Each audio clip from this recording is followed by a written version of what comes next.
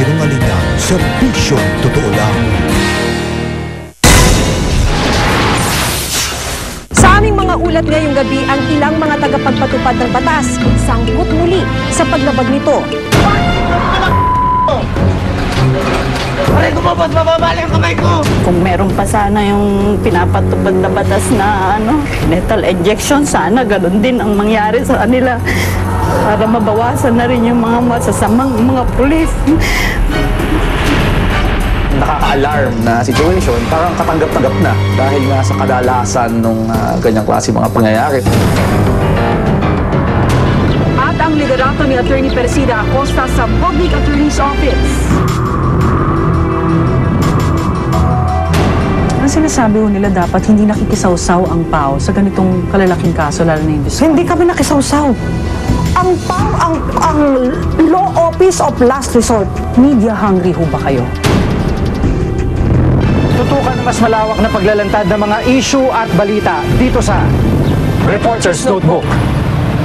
Nabahiran ang imahe ng Philippine National Police o PNP dahil sa ilang miyembro nitong sangkot umano sa iba't ibang krimen. Anong magagawa ng PNP upang muling malinis ang pangalan nito at muling makuha ang tiwala ng mamamayan?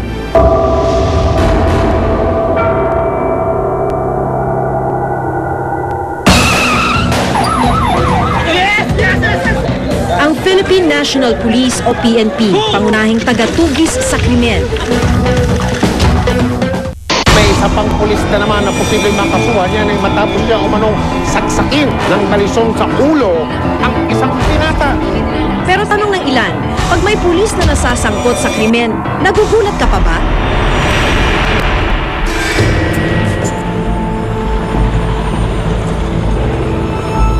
Nakatakda sanang umuwi si Ferdinand sa kanyang pamilya sa La Union noong December 22. Pero 2 araw bago makauwi, dinukot umano si Ferdinand. Natagpuan siyang walang buhay sa masukal na bahagi ng Abukay, Bataan.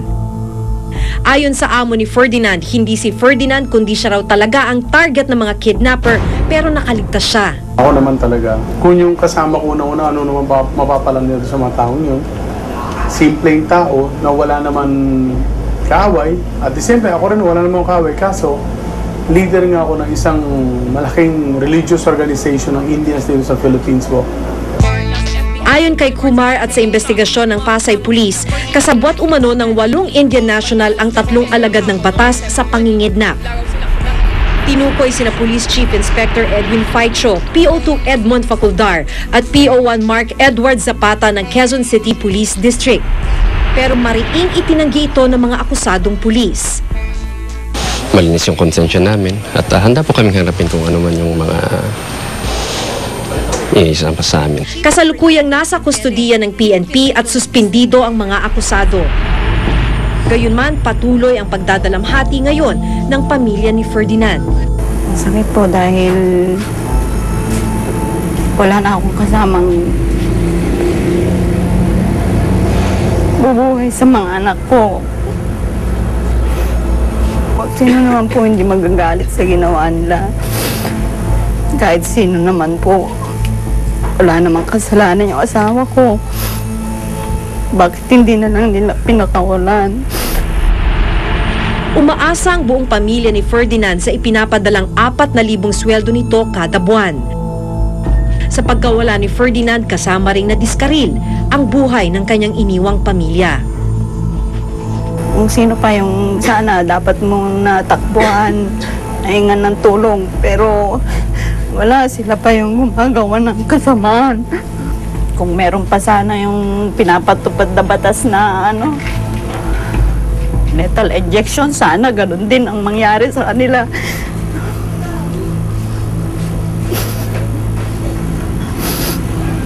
Para mabawasan na rin yung mga masasamang mga pulis. Noong 2010, mahigit 2,000 kasong administratibo ang naisampa sa mga pulis. Bagyang mas mababa ito sa mga kasong naitala noong 2009. Gayunman, nananatili itong nakababahala. I think this is a serious breach of discipline. Definitely, these are murder cases, rape cases.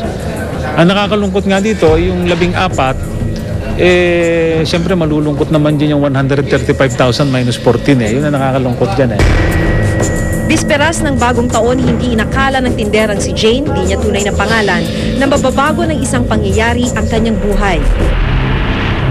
December 31, 2010, inaresto si Jane at dinala sa Manila Police District o MPD dahil sa kasong vagrancy o paggala sa 10 oras ng gabi. Kinumpiska umano ang kanyang perang nagkakahalaga ng 4,000 piso. Pero mas ikinagulat ni Jane ang mga sumunod na pangyayari.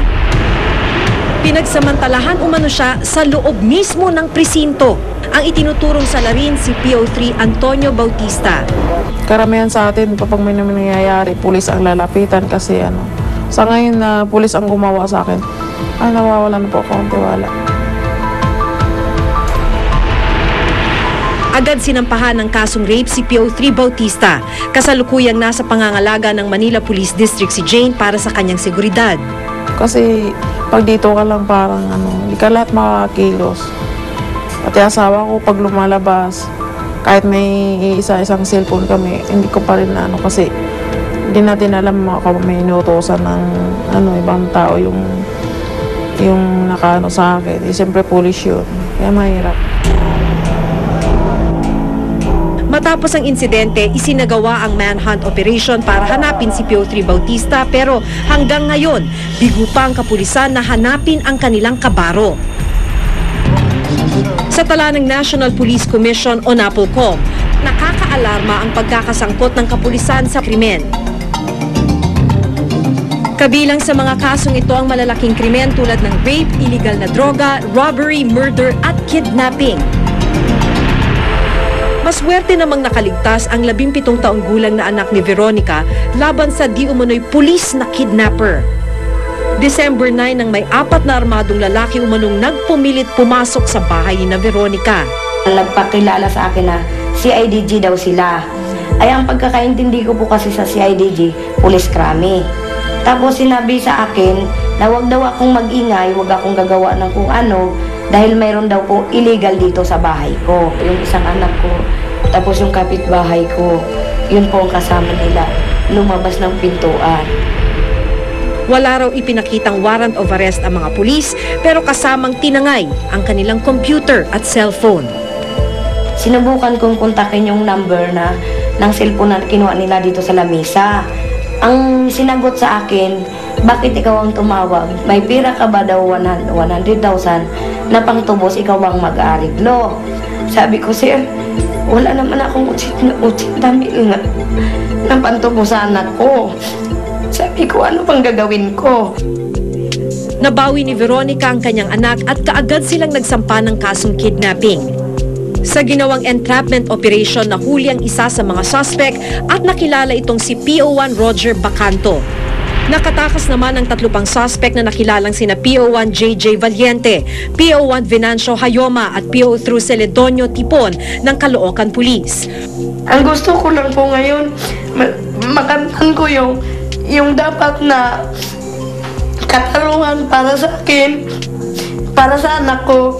Tapos sana mawala na yung takot namin. Wala pang resolusyon sa kaso ni Jane, Ferdinand at Veronica pero asahan daw ang aksyon ng pamunuan ng PNP dito. Yan po ay hindi tinotolerate ng ating Philippine National Police. Meron po tayong mga regulasyon against that.